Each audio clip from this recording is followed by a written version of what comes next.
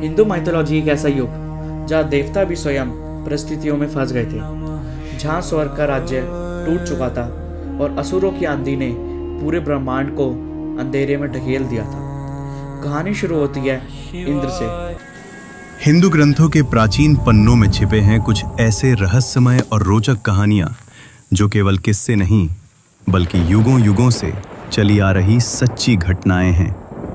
इनमें समय और नियति के अदृश्य धागे जुड़े हुए हैं। हर एक कथा एक राज है जो केवल मनुष्य को ही नहीं बल्कि पूरी सृष्टि को नए नजरिए से देखने के लिए प्रेरित करती है।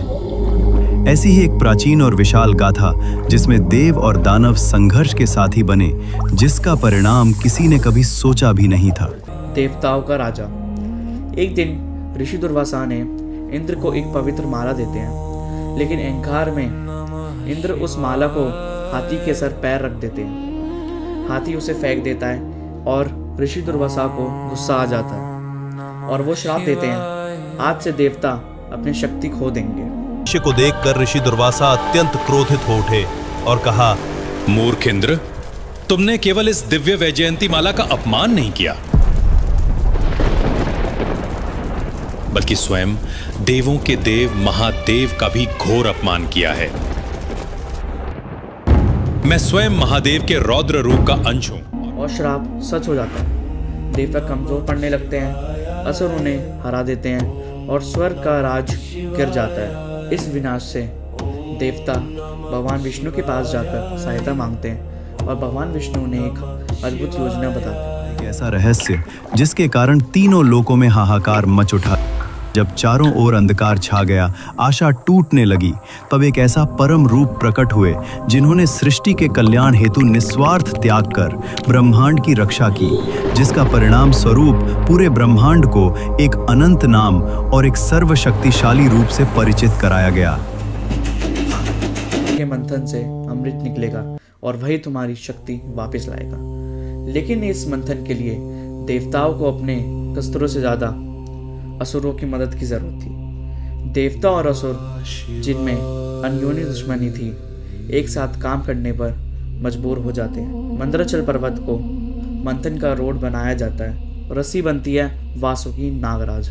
असुर वासुकी के सर पकड़ने पर जिद करते हैं और इसी विष्णु का एक चतुर्पाद बन जाता है, क्योंकि धुआं, जहर और शक्त वासुकी के मुंह से ही निकलने वाला था। समुद्र मंथन शुरू होता है, पर्वत डूबने लगता है। तभी भगवान विष्णु अपने कुर्म अवतार यानी कछुए के रूप में आकर पर्वत को संभालते हैं। जीवन का सबसे गहरा संदेश इसी दृश्य में छुपा है। ब्रह्मांड का संतुलन हमेशा एक आदर्श नहीं बल्कि संघर्ष से बनता है। सबसे पहले जो निकला वो था विष, हलाहल, जिसकी एक बिंदु भी पूरे ब्रह्मांड को जलाकर राख कर देती।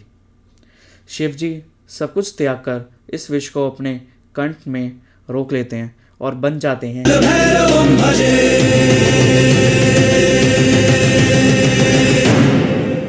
विष के बाद समुद्र से एक के बाद एक अनमोल रत्न निकलते हैं। कामधेनु, ऐरावत, अप्सराएं और अंत में महालक्ष्मी स्वरूप। लक्ष्मी स्वयं विष्णु को वर मिलती हैं और ब्रह्मांड में शांति का प्रकाश फैलाते हैं। अंत में समुद्र से निकलता है धरती का सबसे महान वरदान, अमृत कलश। असुर उसको छीनने लगते हैं और ब्रह्मांड का सबसे चतुर खेल होता है। विष्णु मोहिनी रूप धारण करते हैं और असुरों को मोहित करके अमृत देवताओं को दे देते हैं। समुद्र मंथन हमें एक सिद्धांत देता है, जीवन का अमृत तभी मिलता है जब हम अपने अहंकार और संघर्ष को सामने से स्वीकार करते हैं।